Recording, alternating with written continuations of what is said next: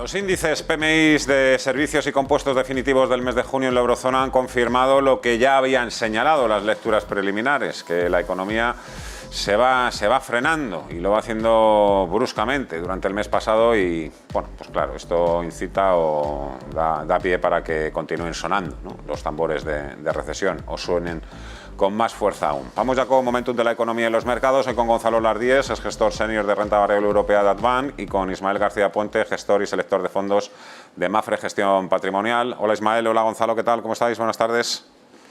¿Qué tal? Buenas tardes. Bueno, ninguna sorpresa los PMIs. Sí que me ha llamado mucho la atención uno de los últimos informes de la firma Nomura, ¿no?, que pronostica ya bajadas de tipos de interés, Ismael, en Europa en 2023, cuando todavía no han empezado a subir en 2022.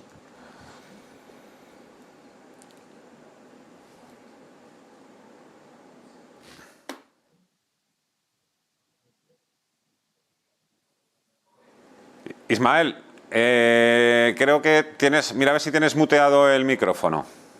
¿No? Bueno, pues vamos a solucionar ese mini problemilla y en un minuto estamos contigo. Gonzalo, por empezar así un poco, primero por... Bueno, pues no son las cosas del día a día, pero por ese pronóstico que hace Nomura, que va a bajar ya tipos de interés el Banco Central Europeo en 2023. A este paso no le va a dar tiempo ni a bajarlos, porque como... Tal y como bueno, va... habrán resuelto el gran dilema de hasta dónde va a llegar los datos de inflación, porque desde luego, por mucho que quizás la situación económica se pueda deteriorar, si los datos de inflación siguen siendo pues tozudamente altos, por mucho que la situación se empeore, pues no es compatible. Y es precisamente a lo mejor algo de los riesgos que está empezando a descontar hoy el mercado, que tenemos un dato de inflación del 8,6 y el BCE todavía no se ha empezado a mover.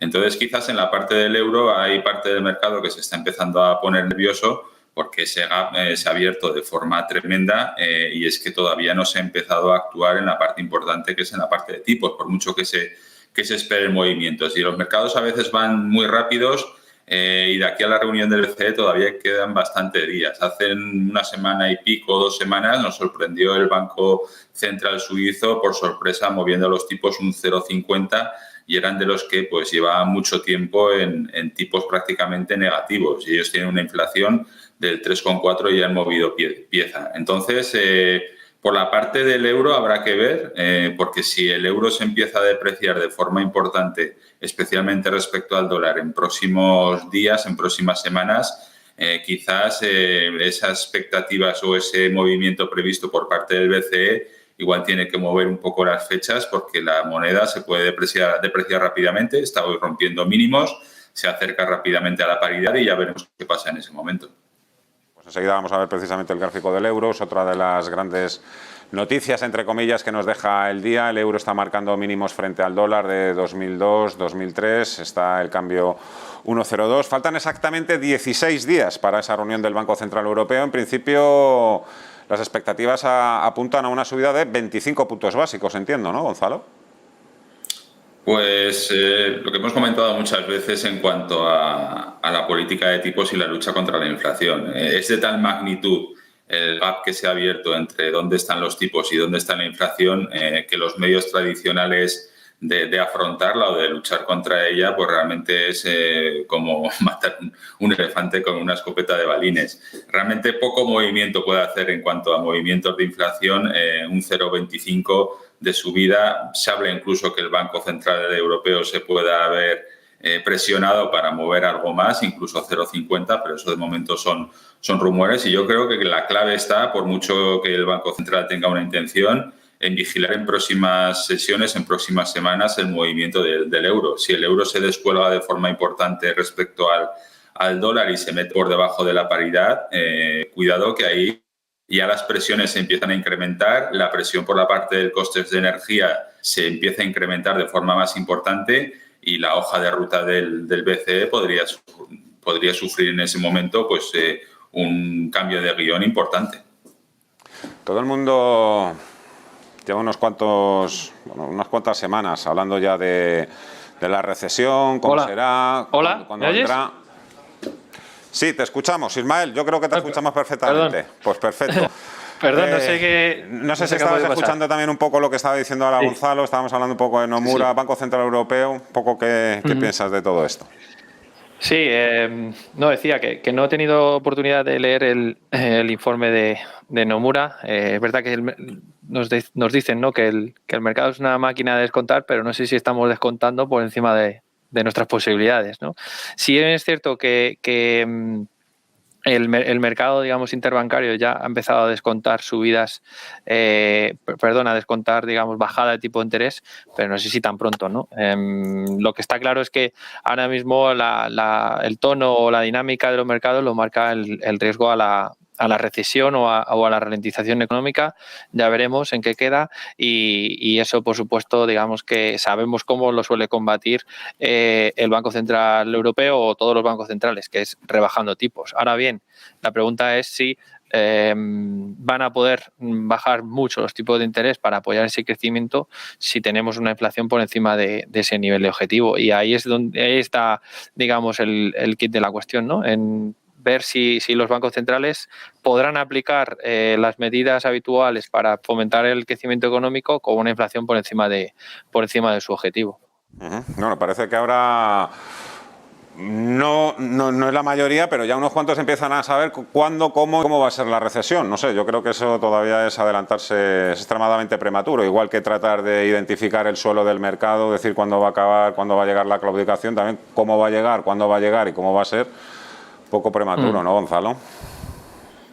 Bueno, estos días utilizaba yo el símil que cuando vemos que se empieza a poner nublado y empieza el cielo a oscurecerse de forma importante, es casi más que probable que vaya a haber una tormenta. La gran diferencia cuando sucede la tormenta y empieza a llover es de qué magnitud va a ser esa tormenta y cuánta lluvia va a caer.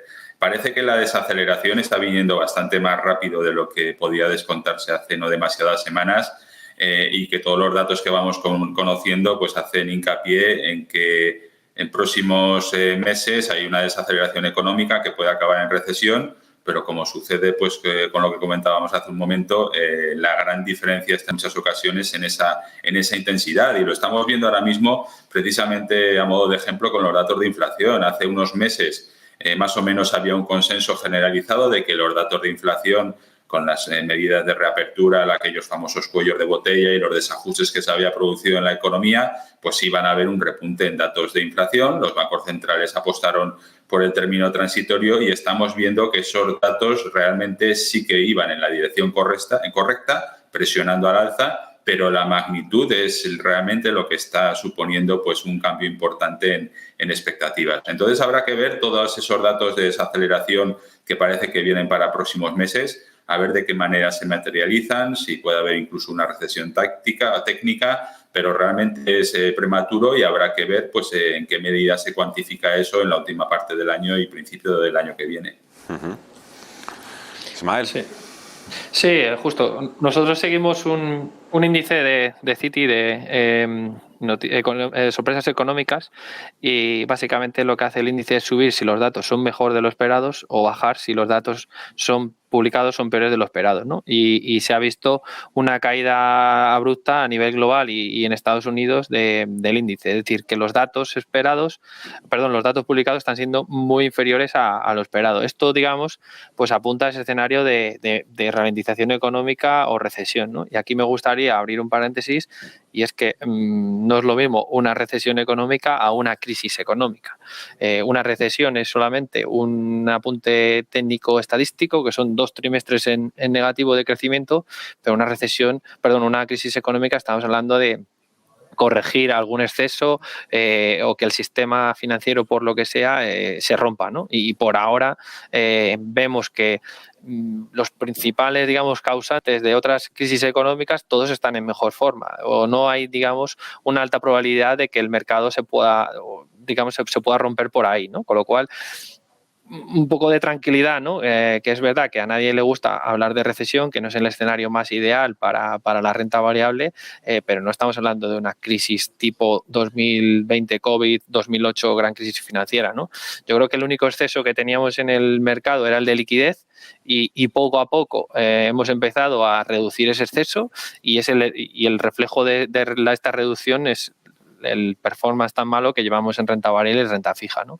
De aquí en adelante parece que el sentimiento es mucho peor de lo que realmente apuntan las compañías y los analistas, dado que, bueno, lo comentaba la entrevistada anterior, los beneficios se mantienen todavía más o menos en la misma línea en la que comenzaron el año, ¿no? E incluso ha habido algunas revisiones al alza ya para los beneficios del año siguiente, con lo cual a lo mejor tenemos que dejar de lado esa parte, digamos, más de sentimiento y bajar a los datos que nos apuntan a que el crecimiento va a ser positivo en 2022 y que los beneficios no se van a resentir tanto como parece en un escenario de recesión. Estás contando, Ismael, va a depender mucho también del comportamiento de la energía, ¿no? Porque ese es un poco el principal driver que tenemos, aparte de la inflación y las subidas de tipos de interés. Pero es que vemos que el precio del petróleo, sí, hay días en los que suenan tambores de recesión y vemos cómo baja ligeramente, pero al día siguiente vuelve a subir. Tenemos todo el día, no sabemos qué va a pasar este invierno con el gas, con el petróleo ruso. Un poco ahí la falta de visibilidad sí que es brutal, ¿no? Y luego, por supuesto, tampoco podemos esperar grandes apoyos por parte de los países productores de la OPEP. Sí, pero digamos que eso afectaría mucho más a Europa, ¿no? En Estados Unidos la inflación es de otro carácter, ¿no? Y yo creo que por ahí también hay cierta divergencia cuando ves el dato del 8,6, que es ahora mismo el dato de inflación que tenemos en Estados Unidos, y en Europa la composición del dato es bastante diferente, mientras que en Europa es 2/3 son energía, digamos, en Estados Unidos el tema de algunos servicios y algunos bienes junto con el coste de la vivienda es lo que marca la tendencia hacia el alza, ¿no? Pero yo creo que además del tema energético está otro factor a mirar, es el consumo, ¿no? El consumo es lo que va a marcar también si la recesión es más profunda, si se produce o no. Y en este sentido, el hecho de que tengamos prácticamente pleno empleo, tanto en Estados Unidos como en Europa, pues nos hace ser ligeramente positivos en cuanto a la evolución del consumo y la demanda interna en los próximos meses, ¿no? Yo creo que es algo que puede salvar, ¿no? Más allá de lo que haga la inflación. Evidentemente, si nos vamos a un precio del barril pues, completamente desorbitado, eso va a pesar mucho en la economía doméstica, pero mientras que tengamos, digamos, empleo, los hogares, digamos, pueden consumir. ¿Tú cómo crees que va a ser esa recesión, Gonzalo? De momento vamos a dejarle una desaceleración, una normalización de ciertos datos de actividad que venían altamente estimulados por todas las medidas que se tomaron con el COVID. Lo que pasa que ya estamos demasiado acostumbrados a que el margen de sorpresa de los mercados pues tiene unas ciertas características que no tenían en el pasado. Venimos de ver rentabilidades de la renta fija en negativo durante mucho tiempo, un boom alemán a 10 años que llegó a estar al menos 0,80 y algo, creo que en su mejor momento de precio. Hemos visto una pandemia y hemos visto al precio del petróleo cotizar en negativo y ahora estamos metidos pues en un conflicto bélico que el otro día pues mandó la balanza comercial de Alemania pues creo que a déficit pues desde hace 30 años.